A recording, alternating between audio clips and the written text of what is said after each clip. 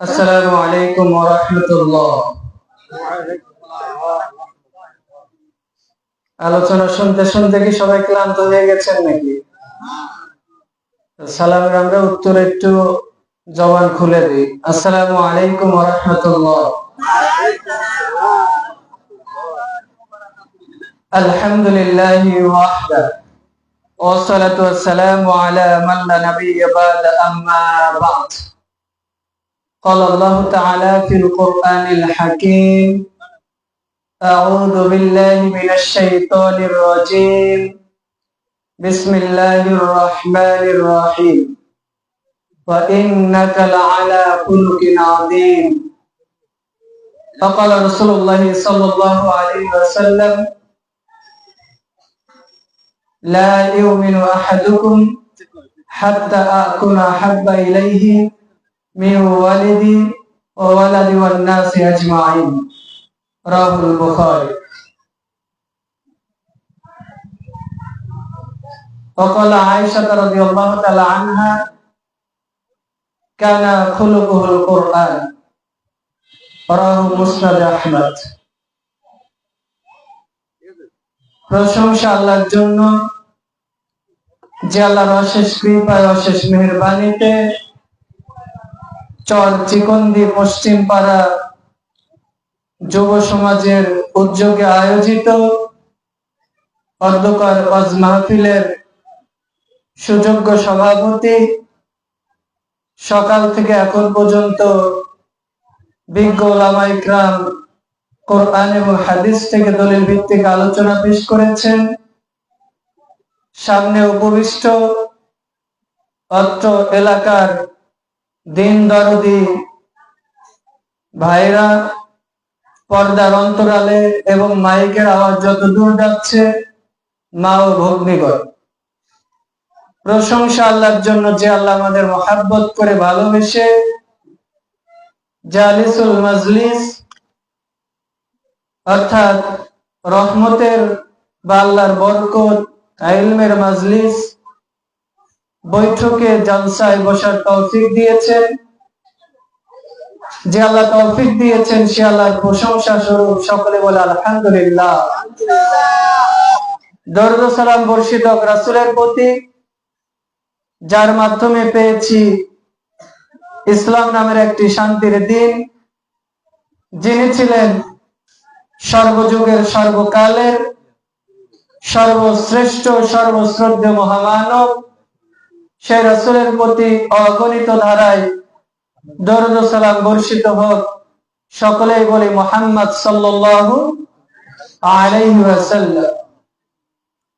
আলোচনার শুরুতেই সূরা কলামের একটি আয়াত এবং সহিহ বুখারী এবং মুসনাদ আহমদ থেকে দুটি হাদিস পাঠ করেছি। এর আলোকে আজকে আমাদের সংক্ষিপ্ত আলোচ্য বিষয় সিরাতুন নবী সাল্লাল্লাহু আলাইহি ওয়াসাল্লাম। আজকে আমরা সংক্ষিপ্ত সময়ের মধ্যে রাসূল সাল্লাল্লাহু আলাইহি ওয়াসাল্লামের সিরাত বা তার জীবনী আলোচনা করব। যদিও আমার মতো একজন অযোগ্য বা জ্ঞানহীন মানুষের পক্ষে রাসূলের যে সিরাত বা জীবনী ছিল এটা পুঙ্খানুপুঙ্খভাবে উপস্থাপনা করা সম্ভব না। এরপরেও আল্লাহ যদি তৌফিক দেন, দলিল প্রমাণ ভিত্তিক রাসূলের জন্ম থেকে শুরু করে তার জীবন, মাক্কি জীবন কেমন ছিল, মাদানী জীবন কেমন ছিল, তার প্রতি কখন ওহী নাযিল হয়েছে, তিনি কখন মারা গেছেন এবং আমাদেরকে কি নসিহা করে গেছে, এই বিষয়গুলো সামনে রেখে সংক্ষিপ্ত আমরা আলোচনার চেষ্টা করব ইনশাআল্লাহ। বিশেষ করে এখনো আমরা যারা মাজলিসে আসেনি, সকাল থেকেই এখানে আলোচনা হচ্ছে। আমরা যারা এখানে বসেছি, অন্তত এখানে যারা বাজার ঘাট মাঠে ঘাটে ঘুরে বেড়াচ্ছে, যদি এখান থেকে একটা আমল নাও করি, কোনো কিছু নাও শিখি, তাদের চেয়ে ভালো আছি না খারাপ আছি? মানে ওই যে বাজারে বসে আছে, চা স্টলে বসে আছে, রাস্তাঘাটে ঘুরে বেড়াচ্ছে, আমরা এখানে ধরলাম কোনো কিছুই শিখিনি, কোনো কিছুই জানিনি, ওদের চেয়ে ভালো আছি না খারাপ আছি? ওখানে তো তারা গীবত করছে, পরনিন্দা করছে, বাজে কথা বলছে, খারাপ জিনিস দেখছে, তার মানে তাদের আমল নামায় পাপ হবে, এটাই স্বাভাবিক। আর আমরা এখানে যারা বসেছি, যদি কিছু নাও শিখি, যদি নিয়ত খালেস থাকে, নিয়তের কারণে রাসূল ইসলাম বলছেন ওর আমল নামা আল্লাহ নেকি দিয়ে দেয়, বলি সুবহানাল্লাহ। রাসূল ইসলাম বলছেন সহিহ মুসলিমের প্রথম খণ্ডের 203 নম্বর হাদিস, মান দাল্লা আলা খায়রিন ফালাহু মিথলু আজরি ফাইলি। কেউ যদি ভালো কাজের পথ দেখায়, ভালো কাজে চলার চেষ্টা করে, যদি আপনি কাউকে বলেন যে ভাই আজকে মাহফিল আলোচনা হচ্ছে আসেন, এই যে দাওয়াত দিয়েছেন বলার কারণে ও আমল না করেও যে নেকি, অর্থাৎ আমলের যে নেকি আপনার বলার কারণে সেই নেকি হয়ে যাবে, বলি সুবহানাল্লাহ। এই যে আমরা এখানে যারা এসেছি, শুধু কি বক্তাকে দেখতে অথবা আমরা বলি তাবাররুক, মাহফিল শেষে কিছু হাদিয়া নেওয়ার জন্য এসেছি, নাকি ইলমি খোরাক নেওয়ার জন্য এসেছি? মানে দিন কিছু শিখবো এবং আমল করবে ইনশাআল্লাহ। আচ্ছা, কেউ কি বলতে পারবেন যে পৃথিবীতে সবচেয়ে শ্রেষ্ঠ, যার আগের এবং পরের সব গুনাহ মাফ করা হয়েছিল, যার মতো সম্মানিত মর্যাদাবান মানুষ আল্লাহ পৃথিবীতে কখনো পাঠায়নি, পৃথিবীতে আসবে না, তার নাম কি? মুহাম্মদ সাল্লাল্লাহু আলাইহি ওয়াসাল্লাম। রাসূলের নাম শুনলে আমরা কি বলবো? সাল্লাল্লাহু আলাইহি ওয়াসাল্লাম। এই যে আমরা যে দরুদ পড়লাম, রাসূল সাল্লাল্লাহু আলাইহি ওয়াসাল্লাম বলছেন কেউ যদি আমার উপর একবার দরুদ পড়ে, মান সাল্লা আলাইয়া, আমার উপর যদি কেউ একবার দরুদ পড়ে, তাহলে আল্লাহ রাব্বুল আলামিন ওর আমলনামায় 10টা নেকি দিয়ে দেয়, বলি সুবহানাল্লাহ। ওর আমলনামা থেকে 10টা পাপ আল্লাহ মোচন করে দেয়, বলি সুবহানাল্লাহ। এমনকি তার সম্মানের স্টেপ, মর্যাদা আল্লাহ 10 গুণ উঁচু করে দেয়, বলি সুবহানাল্লাহ। আচ্ছা, আমরা কি চাই না যে মানুষ আমাকে সম্মান করুক, সম্মান মর্যাদা বেড়ে যাক? চাই কি চাই? আমি চাই না যে আমার আমলনামায় আল্লাহ নেকি দেয়, আমার পাপগুলো আল্লাহ মাফ করে দেয়। তাহলে রাসূলের নাম শুনলে কি বলবো? সাল্লাল্লাহু আলাইহি ওয়াসাল্লাম। রাসূল সাল্লাল্লাহু একদিন মেম্বারে উঠছে, ওঠার পরে বলছে আমিন। সাহাবীরা বলছেন যে আল্লাহর রাসূল আপনি এইটা কেন বললেন? উঠে আমিন বললেন। তখন রাসূল সাল্লাল্লাহু আলাইহি ওয়াসাল্লাম বলছেন যে আমি যখন মেম্বারে উঠলাম, তখন ফেরেশতা এসে বলল, যার সামনে আপনার নাম বলা হয় অথচ দরুদ পড়ে না, তার ধ্বংস হোক।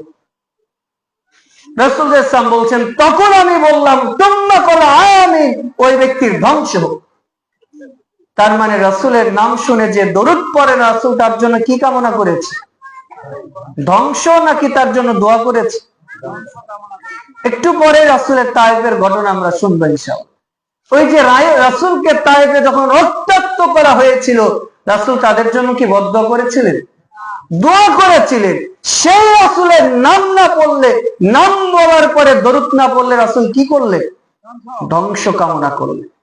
তার মানে রাসূলের দেহে আঘাত করলে রাসূল যত না কষ্ট পান, দরুদ পাঠ না করলে রাসূল তার চেয়ে বেশি কষ্ট পান। ওই যে অনেক সময় এমন আছে না যে একজন মানুষকে আপনি একটা থাপ্পড় মেরেছেন, ওইটা কিন্তু বেশি দিন মনে রাখে না, কিন্তু আঘাত দিয়ে কথা বলেছেন, সারা জীবন ওইটা মনে থাকবে। কি হয় না? আপনার রাগের বশতে হয়তো আপনার স্ত্রীকে একটা মেরে দিয়েছে, কিন্তু আপনার স্ত্রীকে এমন একটা বাজে কথা বলেছেন, মরার আগ পর্যন্ত ওই কথা সহজে ভুলে না। কারণ মানুষের শরীরে আঘাত দিলে এইটা ভোলা যায়, অন্তরে যখন আঘাত দেওয়া এইটা মানুষ সহজে ভুলে না। এই জন্য আমরা যখনই নাম শুনবো কি বলবো? সাল্লাল্লাহু আলাইহি ওয়াসাল্লাম।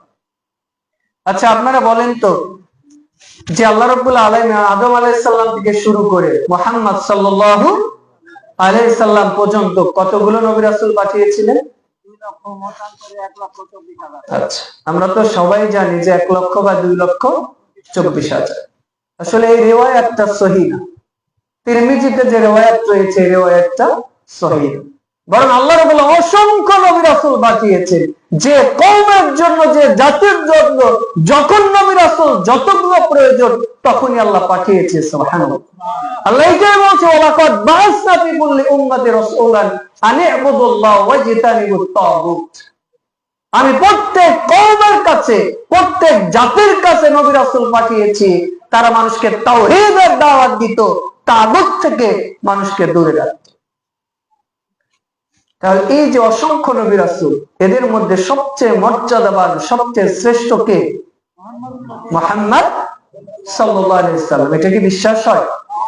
আমরা যে উম্মতে মুহাম্মদ, এটা কি গর্বের বিষয় নাকি অপমানের বিষয়? আমি যে মুসলিম, এটা কি গর্ব করে বলবো নাকি আমি মুসলিম বলে অপমান বোধ করবো?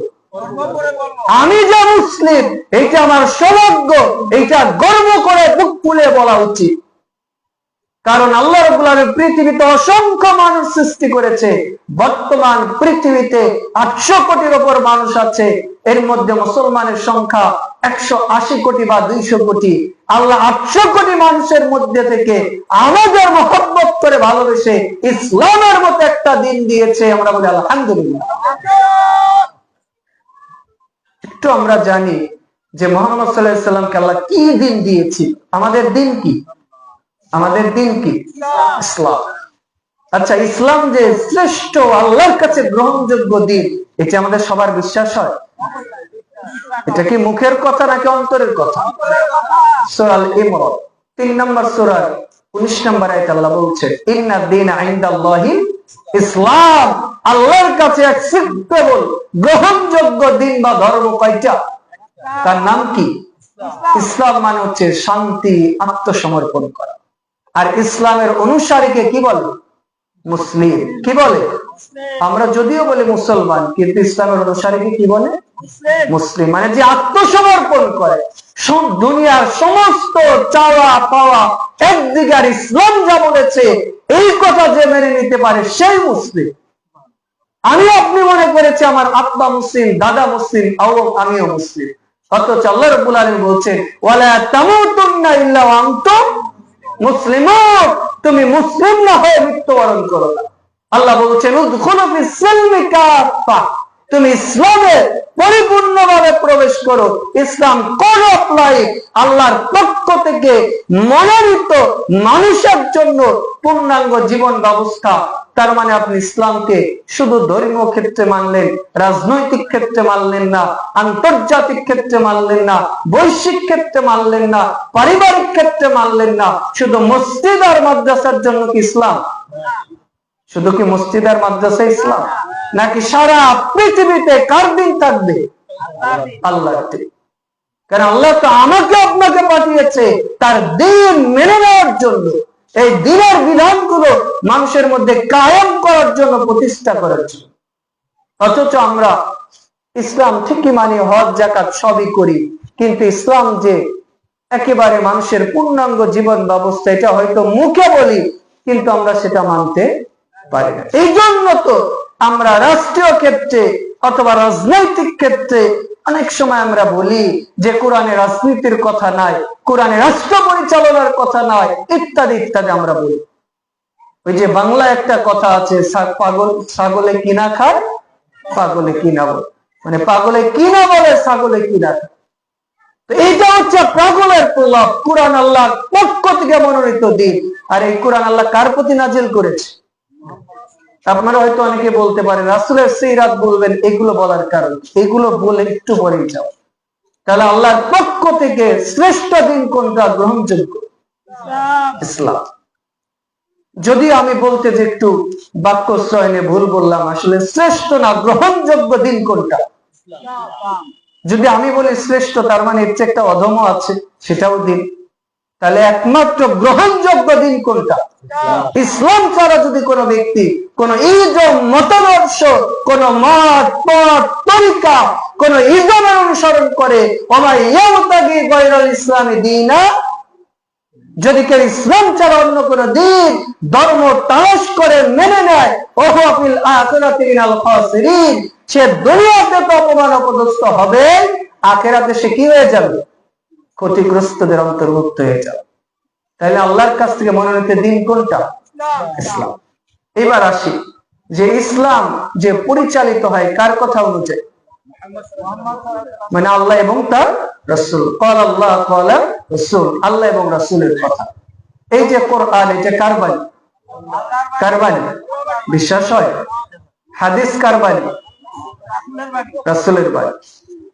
আচ্ছা, আমরা অনেক সময় অনেকে বর্তমান আপনাদের শরীয়তপুরেও কিছু মানুষের মধ্যে দেখা যায় আছে যারা বলে যে আমরা শুধু কোরআন মানবো, হাদিস মানবো না। নাউযুবিল্লাহ। অথচ এই হাদিস ছাড়া কোরআনের ব্যাখ্যা, বিশ্লেষণ, তাফসীর করা কি সম্ভব? ওহীকে মৌলিক ভাবে দুই ভাগে ভাগ করা হয়েছে। কয় ভাগে? একটু বুঝবেন। কয় ভাগে? আমার দিকে খেয়াল করেন। হয়তো আমি আপনাদের প্রশ্ন করব, প্রশ্নের মাধ্যমে আপনারা বুঝতে পেরেছেন কিনা এটা আমি কিন্তু জানবো ইনশাআল্লাহ। উত্তর দিলে কষ্ট হবে। তাহলে ওহী কয় প্রকার? দুই প্রকার। একটা হচ্ছে ওহী মাতলু, আর একটা হচ্ছে ওহী গায়রে মাতলু। ওহী মাতলু যেটা আল্লাহর সরাসরি কথা, ইংরেজিতে যেটাকে ডাইরেক্ট স্পিচ বলে, মানে বক্তার হুবহু কথা, সরাসরি কথা। আর হাদিস হচ্ছে গায়রে মাতলু, মানে ইনডাইরেক্ট স্পিচ, বক্তার কথা কিন্তু যে উপস্থাপন করছে সে নিজের ভাষায় বলছে। মানে কোরআন যেইভাবে আল্লাহ বলেছে হুবহু এখানে উল্লেখ আছে। এর মধ্যে কি কোনো রদবদল আছে? যালিকাল কিতাব লা রাইবা ফিহি। এর মধ্যে কোনো সন্দেহ নেই, কোনো সংশয় নেই, সন্দেহের কোনো অবকাশ নেই। কিন্তু হাদিস এটা আল্লাহরই কথা, আল্লাহ আদেশ করেছে, রাসূল নিজের ভাষায় বলেছে। রাসূলের কি ক্ষমতা আছে, সাহস আছে নিজের পক্ষ থেকে কিছু বলা? আল্লাহ সূরা নাজম 53 নম্বর সূরা 2, 3 এবং 4 নম্বর আয়াতে বলছেন, ওয়া মা ইয়ানতিকু আনিল হাওয়া ইন হুয়া ইল্লা ওয়াহয়ু ইউহা। রাসূল নিজের পক্ষ থেকে কিছুই বলেন না, ততটুকুই বলেন আল্লাহ তার প্রতি যা ওহী করেন। মানে রাসূল ওহীর বাইরে কিছু বলেন না। এমনকি আল্লাহ রাব্বুল আলামিন বলছেন, রাসূল আপনি যদি নিজের পক্ষ থেকে কিছু বানিয়ে বলতে চান, আপনার কণ্ঠনালীকে আমি আঁকড়ে ধরবো, চেপে ধরব। দেখেন কত বড় হুঁশিয়ার। মানে রাসূল সাল্লাল্লাহু আলাইহি ওয়াসাল্লামের নিজের কোন ইখতিয়ার নাই নিজের পক্ষ থেকে কিছু বলা। এই জন্য কোরআন এবং হাদিস দুইটাই আল্লাহর পক্ষ থেকে মনোনীত ওহী। কোরআন এবং হাদিস ছাড়া ইসলাম অপূর্ণাঙ্গ, মানে একটা ছাড়া আর একটা আসলে পরিপূর্ণ না। আচ্ছা, তাহলে আমরা বুঝলাম যে ইসলাম শ্রেষ্ঠ দিন, কোরআন আল্লাহর পক্ষ থেকে মনোনীত শ্রেষ্ঠ। এটাকে বিশ্বাস হয়? কোরআন পরিপূর্ণ নাকি কোরআন আরো বাতিনি জাহিরি ভাবে আরো 90 পারা 60 পারা আছে? আছে নাকি? ওই যে মারিফত, হাকিকত, তরিকতে যারা বিশ্বাসী তারা কি বলে যে কোরআন আরো আছে 90 পারা। নাউযুবিল্লাহ। অথচ আল্লাহ রাব্বুল আলামিন কোরআনকে কমপ্লিট পরিপূর্ণ করে দিয়েছে। কোরআনে সবকিছু আল্লাহ রাব্বুল আলামিন বর্ণনা করে দিয়েছে। যদি কেউ মনে করে যে কোরআনের বাহিরে আরো কিছু আছে যেগুলো রাসূল গোপন রেখেছে, ওর ঈমান নষ্ট হয়ে যাবে, ও ইসলাম থেকে খারিজ হয়ে যাবে। বুঝতে পেরেছেন? আচ্ছা, এবার আসি যে আমরা কেমন জাতি। আমরা তো মুসলিম, আমরা তো রাসূলের অনুসরণ করব। আল্লাহ রাব্বুল আলামিন সূরা আল ইমরান 3 নং সূরার 110 এবং 112 নম্বর আয়াতে বলছেন, 113 নম্বর আয়াতে বলছেন, কুল ইন কুনতুম, আল্লাহ বলছেন কুনতুম খায়রা উম্মাতি উখরিজাতিল লিন-নাস, তোমরাই হচ্ছ সর্বোত্তম জাতি, তোমাদের এই জন্য বের করা হয়েছে। তা'মুরুনা বিল মা'রুফ, তোমরা মানুষকে সৎ কাজের আদেশ করবে, তানহাউনা আনিল মুনকার, অসৎ কাজকে নিষেধ করবে, কেননা তোমরা আল্লাহর প্রতি বিশ্বাস স্থাপন করেছো। তার মানে আমরা যারা ঈমান এনেছি, যারা মুসলিম, তারা শ্রেষ্ঠ নাকি নিম্ন জাতি? শ্রেষ্ঠ জাতি। কথা বলে, শ্রেষ্ঠ নাকি আমরা একেবারে নিম্ন জাতি? শ্রেষ্ঠ জাতি। হয়তো মুসলমানরা আপনি আমি প্রশ্ন করতে পারি যে আমরা তো শ্রেষ্ঠ জাতি, কিন্তু মুসলমানরা সারা পৃথিবীতে এত নির্যাতিত কেন হচ্ছে? কাশ্মীরে, ফিলিস্তিনে সহ সারা পৃথিবীতে মুসলিমরা আজকে মাজলুম কেন? আমরা অত্যাচারের শিকার হচ্ছি কেন? এর কারণ এই যে আল্লাহর পক্ষ থেকে গাইডলাইন কোরআনকে আমরা ছেড়ে দিয়েছি। আল্লাহ রাব্বুল আলামিন বলছেন, যখন কোন মুসলিম জাতি এই কোরআন ছেড়ে দিবে, আমি আল্লাহ তাদেরকে আসমান থেকে এবং জমিন থেকে গজব দিব, জালিম শাসক তাদের উপর চাপিয়ে। এই জন্য আমরা যারা মুসলিম তাদের উচিত জীবনের সর্বক্ষেত্রে কোরআন মেনে চলা। আল্লাহ তৌফিক দান করুন, আল্লাহুম্মা। এইবার আমরা আসি রাসূল সাল্লাল্লাহু আলাইহি ওয়াসাল্লামের সিরাত বা জীবনী। বিশেষ করে রাসূল সাল্লাল্লাহু আলাইহি ওয়াসাল্লামের জন্ম হওয়ার পূর্বে যখন তার মাতৃগর্ভে ছিলেন 3 মাস বয়স, তখন তার পিতা আব্দুল্লাহ মারা যায়। তার পিতার নাম কি ছিল? আব্দুল্লাহ। আর রাসূল সাল্লাল্লাহু আলাইহি ওয়াসাল্লামের মায়ের নাম কি ছিল? আমিনা। তো 3 মাস বয়সে যখন তিনি মারা যায়, এরপরে তিনি জন্মগ্রহণ করলেন। জন্মগ্রহণ করার পরে প্রায় 4 বছর হালিমাতুস সাদিয়া এর ঘরে তিনি লালিত পালিত হয়। অনেকে আমরা বলি যে মুহাম্মদ সাল্লাল্লাহু আলাইহি ওয়াসাল্লামের যখন জন্ম হয়েছিল আকাশ বাতাস সবকিছু বন্ধ হয়ে গিয়েছিল, বিভিন্ন আমরা কথা বলি। আসলে এই রিওয়ায়াত গুলো ভিত্তিহীন। আপনি যারা রাহিকুল মাকতুম দেখেন, সিরাত ইবনে হিশাম দেখেন, স্পষ্ট এর কোন রিওয়ায়াত নেই। প্রায় 1182টি গ্রন্থের মধ্যে রাসূলের সিরাত প্রতিযোগিতায় ফার্স্ট হয়েছিল যে বইটার নাম, তার নাম হচ্ছে রাহিকুল মাকতুম। আরবি ভাষায় লিখিত, বাংলায় অনুবাদ হয়েছে। তার মধ্যে স্পষ্ট বর্ণিত হয়েছে যে রাসূলুল্লাহ সাল্লাল্লাহু আলাইহি ওয়াসাল্লামের যখন জন্ম হলো 4 বছর তিনি হালিমাতুস সাদিয়ার ঘরে লালিত পালিত হলেন। তার আগে একটা আশ্চর্যজনক ঘটনা। আরবের রীতি ছিল যে যারা শহরের মানুষ তারা গ্রাম অঞ্চলে চলে যেত, যে মনোরম পরিবেশে নির্মল হাওয়ায় তারা বড় হতো। এমনকি তারা সেইখানে দুধমার কাছে থাকতো। তো রাসূলুল্লাহ সাল্লাল্লাহু আলাইহি ওয়াসাল্লামকে যখন পালক দেওয়া হবে, কেউ নিচ্ছে না বা সেরকম লোক পাচ্ছে না। হালিমাতুস সাদিয়া একটা ঘোড়া বা উট এরকম কিছু একটা ছিল, মেষ, একেবারে দুর্বল, শরীরে শক্তি নেই, তখন নিয়ে যাচ্ছে। হালিমাতুস সাদিয়া বলছে, সব কাফেলা আগে আগে চলে যাচ্ছে, আমার বাহনটা সবার পেছনে ছিল। মুহাম্মদ সাল্লাল্লাহু আলাইহি ওয়াসাল্লামকে যখন উঠালাম এমন জোরে ছুটতে থাকলো, সব কাফেলাকে অতিক্রম করে আমাদের এই বাহনটা সবার আগে চলে গেল, বলে আল্লাহু আকবার। এরপরে হালিমাতুস সাদিয়া বলছে যে আমার আরেকজন সন্তান ছিল। রাসূল সাল্লাল্লাহু আলাইহি ওয়াসাল্লাম একটা স্তন থেকে দুধ পান করতেন, আরেকটা স্তনে তিনি দুধ পান করতেন না।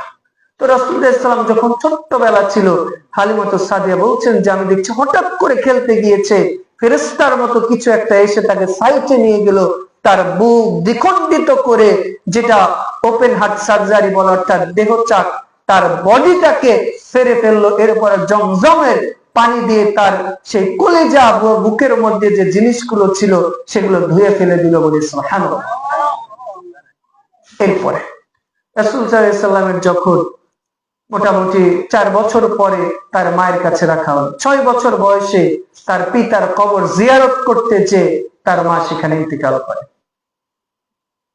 এরপর রাসূল সাল্লাল্লাহু আলাইহি ওয়াসাল্লাম তার দাদা আব্দুল মুত্তালিবের ঘরেই লালিত পালিত হলেন। 8 বছর বয়স পর্যন্ত তার দাদার কাছেই ছিল। এরপরে যখন তার দাদা ইন্তিকাল করল, তিনি তার চাচা আবু তালিব এর ঘরে লালিত পালিত হলেন। আর আবু তালিব ছিলেন দরিদ্র। মুহাম্মদ সাল্লাল্লাহু আলাইহি ওয়াসাল্লামের যখন 12 বছর বয়স, তখনই তাকে সিরিয়াতে ব্যবসা করার জন্য পাঠিয়েছিল। তো তিনি ব্যবসাতে খুব পারদর্শী ছিল, খুব ভালো সৎ ব্যবসায়ী ছিল। এই জন্য রাসূলুল্লাহ সাল্লাল্লাহু আলাইহি ওয়াসাল্লাম বলছেন যে কিয়ামতের দিন যারা সৎ ব্যবসায়ী, আমিও সৎ ব্যবসায়ী একসাথে থাকবো, বলে সুবহানাল্লাহ। গতকালকে এক ভাইয়ের সাথে কথা হচ্ছিল, তিনি বলছেন যে হুজুর, বর্তমান সমাজে এতটাই অসৎ ব্যবসায়ী, আমি যে সৎ ব্যবসা করবো নিজেকে বিশ্বাস করতে পারছি না যে আমি সৎভাবে টিকে থাকবো কিভাবে। এই জন্য রাসূলুল্লাহ সাল্লাল্লাহু আলাইহি ওয়াসাল্লাম বলছেন যারা সৎ ব্যবসায়ী, আমি এবং ব্যবসায়ী একসাথে থাকবো, সুবহানাল্লাহ। এই জন্য যারা ব্যবসায়ী আছেন তাদের জান্নাতে যাওয়া সহজ যদি সৎভাবে থাকে। আর যদি অসৎ ব্যবসায়ী হন, ওজনে কম দেন, খাদ্য ভেজাল দেন, মানুষের সাথে আপনি 2 নাম্বার কাজ করে, তাহলে আপনার জাহান্নামে যাওয়া সহজ হয়ে যাবে। এই জন্য ব্যবসায়ী যারা আছেন, দোয়া করি আল্লাহ তাদের সৎ ব্যবসায়ী হওয়ার তৌফিক দান করুন, আল্লাহুম্মা। এরপরে রাসূল সাল্লাল্লাহু আলাইহি ওয়াসাল্লাম ভালো ব্যবসা বাণিজ্য করতেন। খাদিজা রাদিয়াল্লাহু তাআলা আনহা, তার যখন ব্যবসা বাণিজ্য করত, তো খাদিজা রাদিয়াল্লাহু তাআলা আনহা খেয়াল করতেন যে মুহাম্মদ সাল্লাল্লাহু আলাইহি ওয়াসাল্লাম তো খুব সৎ এবং তিনি খুব অল্প সময়ের মতো ভালো ব্যবসা করে বেনিফিট পাচ্ছে, লাভবান হচ্ছে। তিনি বারবার তার দিকে খেয়াল করতেন। তার আগে মুহাম্মদ সাল্লাল্লাহু আলাইহি সাল্লামকে আরবের লোকেরা আল আমিন বলে ডাকতেন। কি বলে? আল আমিন, মানে সত্যবাদী। মানে ইসলামের পূর্বে তখনও কিন্তু ইসলাম আসে নাই, তখনই সেই আরবের লোকেরা মুশরিক ইহুদিরা রাসূলকে কি বলতেন? আল আমিন, মানে বিশ্বাসী বা সত্যবাদী বলে রাসূল সাল্লাল্লাহু আলাইহি সাল্লামকে সত্যায়ন করেছে। এমনকি আরবের লোকেরা রাসূলের কাছে তাদের ধন সম্পদ টাকা পয়সা এগুলো আমানত রাখত। আমানত মানে হচ্ছে নিরাপত্তা দেওয়া, আমান নিরাপত্তা দেওয়া, মানে রাসূলের কাছে তারা নিশ্চিন্তে সেগুলো রেখে দিত। এমনকি রাসূল সাল্লাল্লাহু আলাইহি সাল্লাম, এই যে আজকের মাহফিল যুবক ভাইরাই করেছে, আল্লাহ তাদের দিনের জন্য কবুল করুন। আল্লাহুম্মা আমিন। রাসূল সাল্লাল্লাহু আলাইহি সাল্লামের যখন 17 বা 18 বছর বয়স, যুবকদের নিয়ে তিনি একটা সংস্থা খুলেছিলেন। তার নাম কি আমরা বলতে পারবো? হেল্পফুল ফুজুল। মাশাআল্লাহ। এই যে একটা সংস্থা খুলেছিল, এটার কাজ কি? আরবের দরিদ্র, হতদরিদ্র, হতভাগা, দুস্থ, অসহায়, স্বামীহারা, বৃদ্ধা অথবা পথচারী যারা, তাদেরকে সহযোগিতা করতে। সুবহানাল্লাহ। রাসূল সাল্লাল্লাহু আলাইহি ওয়াসাল্লাম এই যুবকদের নিয়ে একটা সংস্থা করেছিলেন। সমাজে দুর্দশা লাঘব করার জন্য তিনি সর্বাত্মক চেষ্টা করতেন। এরপরে রাসূল সাল্লাল্লাহু আলাইহি ওয়াসাল্লাম যখন ব্যবসা বাণিজ্য করতেন, খাদিজা রাদিয়াল্লাহু তাআলা আনহা তার চরিত্র দেখে বিমোহিত হলেন। এরপর রাসূল সাল্লাল্লাহু আলাইহি ওয়াসাল্লামকে বিয়ের প্রস্তাব দেওয়া হলো। তো রাসূল সাল্লাল্লাহু আলাইহি ওয়াসাল্লাম তার চাচা আবু তালেবের সাথে পরামর্শ করলেন, চাচা তাকে অনুমোদন দিলেন। এরপরে তিনি তাকে বিয়ে করলেন, খাদিজা রাদিয়াল্লাহু তাআলা আনহাকে বিয়ে করলেন। যদিও আমাদের দেশে মানে আমরা মনে করি যে রাসূলের বয়স তখন ছিল 26 আর খাদিজার ছিল 40। এই একটা দুর্বলতা রয়েছে। কোন হাদিসে রয়েছে যে রাসূলের 26, 27 ছিল, আর খাদিজা রাদিয়াল্লাহু তাআলা আনহা রাসূলের চেয়ে বয়স বেশি ছিল, এটা ঠিক, কিন্তু 40 মর্মে যে রিওয়ায়াতটা, এটা আসলে বিশুদ্ধ না। রাসূলের চেয়ে বয়সে বেশি ছিল, এটা সঠিক। তো যাই হোক, এরপরে যখন বিয়ে হলো, আর খাদিজা রাদিয়াল্লাহু তাআলা আনহা রাসূলকে সর্বাত্মক ভাবে সহযোগিতা করতো যে কোনো কাজ। তাকে প্রায় 100টা উট মোহরানা দিয়ে রাসূল সাল্লাল্লাহু আলাইহি ওয়াসাল্লাম বিয়ে করেছিলেন।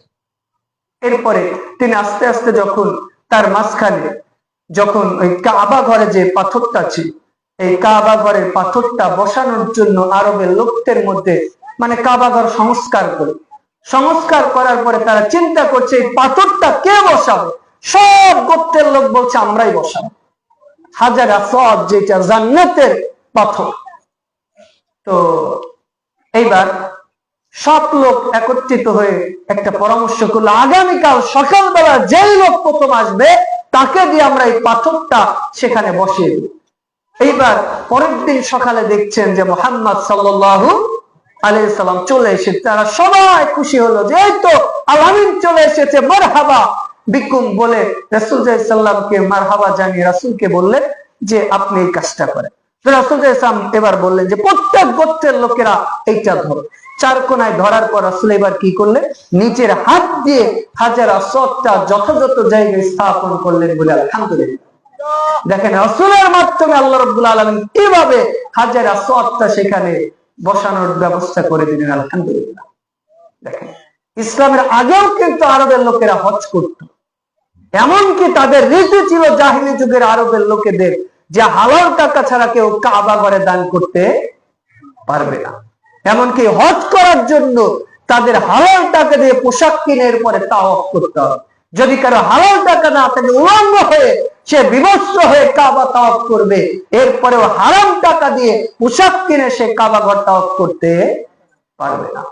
আর আমি আপনি মনে করেছি সারা জীবন সুদী ব্যাংকিং এর সাথে লিপ্ত, সারা জীবন সুদের সাথে লিপ্ত, সারা জীবন ঘুষের সাথে লিপ্ত, সারা জীবন মানুষের টাকা আত্মসাৎ করেছি, হজে গেলাম আল্লাহ সব ক্ষমা করে দিয়েছি। না, এত সহজ না। আল্লাহ রাসূল সাল্লাল্লাহু আলাইহি ওয়াসাল্লাম এখানে বলছেন লা ইয়াকুল জান্নাতা জাসাদুন গুদ্দিয়া বিল হারাম, ওই দেহ জান্নাতে যাবে না যে দেহ হারাম খাদ্য দ্বারা পরিপুষ্ট। মানে আপনার দেহটাই তো হারাম, কিভাবে আপনি জান্নাতে যাবেন? রাসূল সাল্লাল্লাহু আলাইহি ওয়াসাল্লাম বলছেন যে কোন মুসাফির যদি আল্লাহর কাছে দোয়া করে, আল্লাহ তাকে খালি হাতে ফেরত দেন না।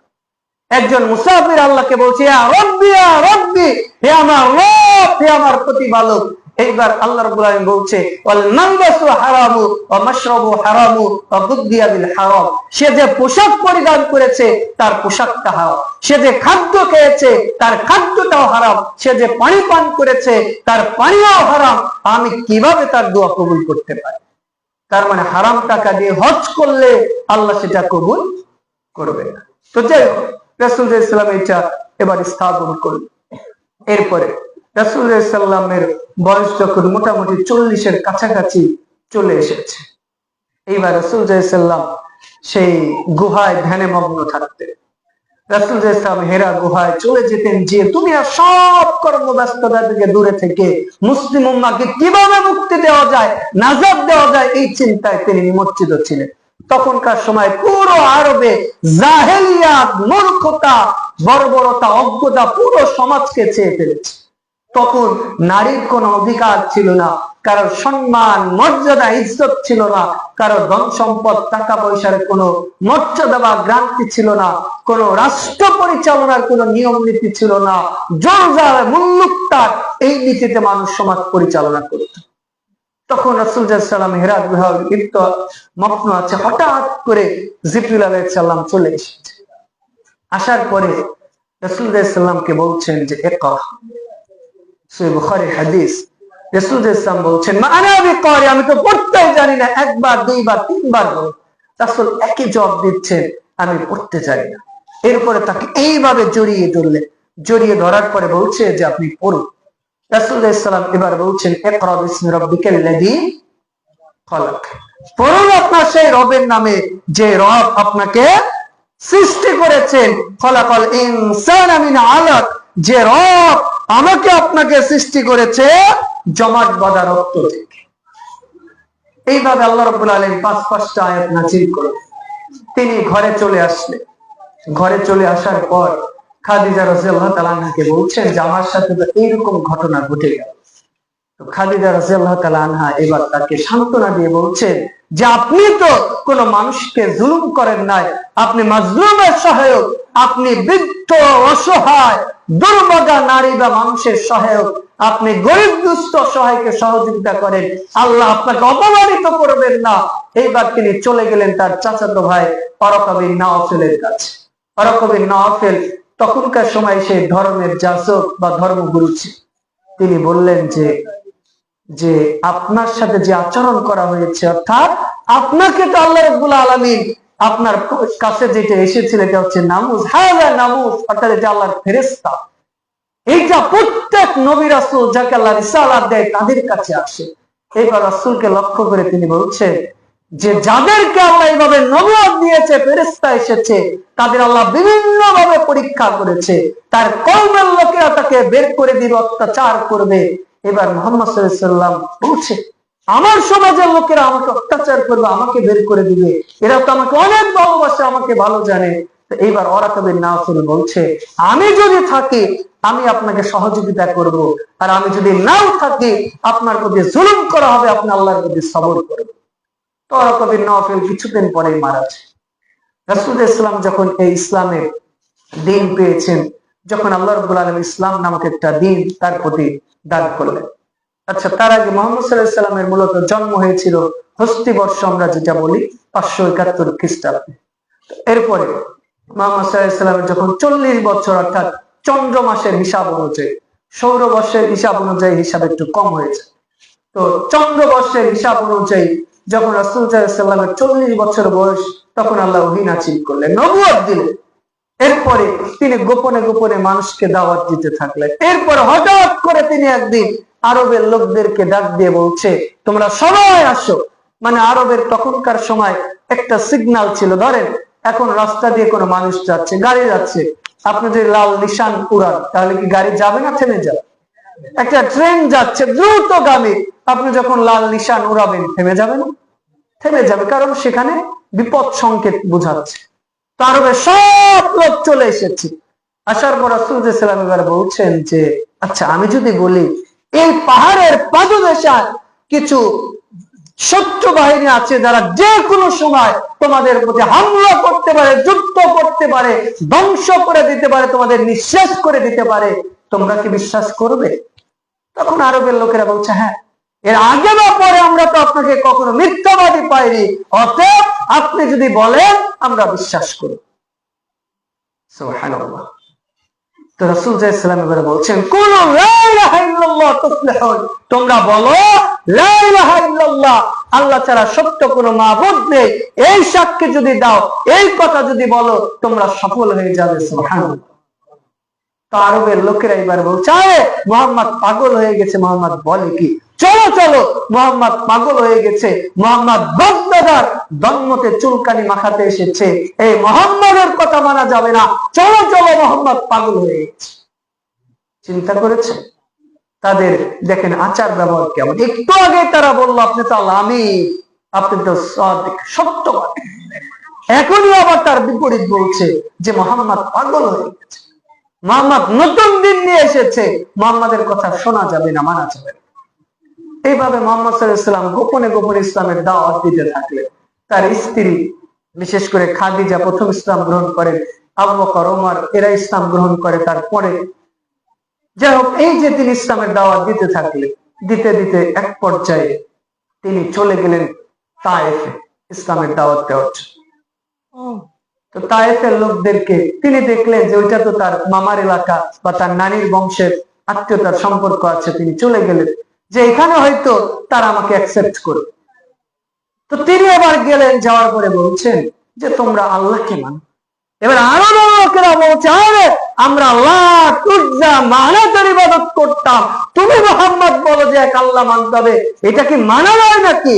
আমরা তো কাবার চতুর্পাশে 360টা মূর্তি তৈরি করেছি, 360টা মূর্তি বাদ দিয়ে লাত উজ্জা মানাতের ইবাদত যদি করতে বলছে তাও হতো, তোমরা বলো এক আল্লাহর ইবাদত করতে হবে, মুহাম্মদ তোমার দিন আমরা মানব।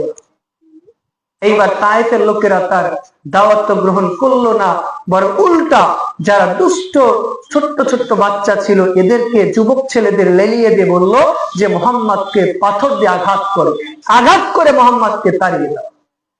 তো রাসূল সাল্লাল্লাহু আলাইহি ওয়াসাল্লামকে পাথর দিয়ে আঘাত করতে করতে ছোট্ট বাচ্চারা প্রচন্ড বেগে তাকে আঘাত করলো। রাসূল কষ্ট সহ্য না করতে পেরে তিনি চলে গেলেন। এত আঘাত করেছে যে রাসূলের রক্তের সাথে তার জুতো আটকে গেছে। রাসূল ইসলাম সেখান থেকে যে একটা বাগানের মধ্যে যে বসে আছে, হঠাৎ করে মেঘের মতো কিছু একটা এসেছে। আসার পর জিবরিল আলাইহিস সালাম বলছেন যে আপনার রব দেখেছে তায়েফবাসী আপনার সাথে কি আচরণ করেছে। এরপরে বলতে বলতে মালাকুল জিবা, দুই পাহাড়ের ফেরেশতা এসেছে। পাহাড়ের ফেরেশতা আসার পরে বলছে, আপনি যদি বলেন, আপনি যদি আদেশ করেন, এই 2 দিকের পাহাড় দিয়ে আমি পুরো আরব জাতিকে আজকে নিঃশেষ করে দিব, ধ্বংস করে দিব। রাসূল ইসলাম এইবার বলছে যে না, আমি ওদের ধ্বংস কামনা করি না, ওরা তো নির্বুঝ, ওরা তো বোকা, ওরা তো জানে না। ধরেন আপনার ছেলে একটা খারাপ কাজ করেছে, খারাপ বলতে আপনি বাড়িতে একটা ফ্রিজ কিনে নিয়ে এসেছেন, কাচের কোনো কিছু কিনে নিয়ে এসেছেন, ছোট্ট বাচ্চা ভেঙে ফেলেন, প্রচন্ড রাগ উঠেছে, এখন কি আপনার ছেলে মেয়েকে মারবে নাকি ওকে বুঝাবে? বুঝাবে। তো রাসূল ইসলাম কিছুই বললেন। রাসূল বলছে যে না, এটা করা যাবে। বরং রাসূল ইসলাম তাদের জন্য দোয়া করে বললেন যে আল্লাহ, এই যে তায়েফবাসীরা বুঝেনি, এদের থেকে আপনি তাওহীদের ধারকবাহক তৈরি করুন। এরা আজকে আপনার দ্বীনকে বুঝেনি, আল্লাহ এদের মধ্যে থেকে আমার মানুষকে তৈরি করুন, যারা পরবর্তীতে এই ইসলামের, এই দ্বীনের ধারকবাহক হয় বলে আল্লাহু আকবার। এই রাসূলের দোয়া পরবর্তীতে আল্লাহ কবুল করেছিলেন। পরবর্তীতে আল্লাহ তায়েফ জয় করেছিল, পুরো তায়েফবাসী দলে দলে ইসলাম গ্রহণ করেছিল বলে আলহামদুলিল্লাহ। দেখেন, এরপর রাসূল সাল্লাল্লাহু আলাইহি ওয়াসাল্লাম ইসলামের দাওয়াত দিতে থাকলে ইসলামের মুসলমানদের সংখ্যা আস্তে আস্তে বাড়তে থাকলো। সেই আকাবায় প্রথম শপথ, দ্বিতীয় শপথ, প্রথম শপথে 6 জন, এরপরে 12 জন, তারপরে 78 জন, এইভাবে অনেক নর নারী ইসলাম গ্রহণ করল। তিনি গোপন থেকে প্রকাশ্যে দাওয়াত দিতে থাকলেন। মাক্কি জীবনে তিনি প্রায় 13 বছর তিনি দাওয়াত দিয়েছে, এর মধ্যে গোপনেও দিয়েছে, প্রকাশ্যেও দিয়েছে। আর রাসূলের জীবন মূলত 2টা ছিল, একটা হচ্ছে মাক্কি এবং মাদানী। মূলত নবুয়ত পাওয়ার পর তিনি মাক্কি জীবনে ছিল 13 বছর, আর বাকি যে 10 বছর তিনি মাদানী জীবন অর্থাৎ মদিনাতে থেকে ইসলামের দাওয়াতের কাজ করেছে। তো মাক্কি জীবনটা মূলত তিনি দাওয়াতি কাজ করেছে, অনেক জুলুম অত্যাচারের শিকার হয়েছে।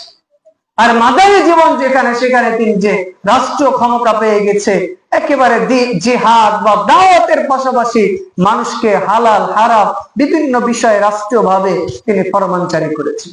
তো যাই হোক, এরপরে আরবের লোকেরা যখন দেখলো যে মুসলমানদের সংখ্যা আস্তে আস্তে বেড়ে যাচ্ছে, তখন আরবের লোকেরা রাসূলকে এসে বলছেন যে আচ্ছা আসেন, আপনার সাথে আমরা একটা চুক্তি করি।